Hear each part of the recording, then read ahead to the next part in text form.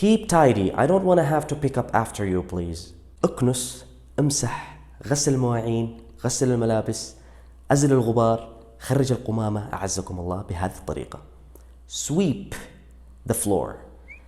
sweep فعل أمر بمعنى أكنس أو أكنسي بواسطة المكنسة اليدوية، والمكنسة اليدوية اسمها broom. أما المكنسة الكهربائية اسمها vacuum cleaner أو Hoover، ونقدر نستخدمها كفعل أمر بهذه الطريقة. vacuum my room. vacuum the living room. mop ممسحة. mop the floor. أمسح الأرضية. duster اللي هي منفضة الغبار، الريش هذيك، نقدر نستخدمها بهذه الطريقة. dust the living room، يعني أزل أو أزيلي غبار المجلس. do the dishes. do the laundry.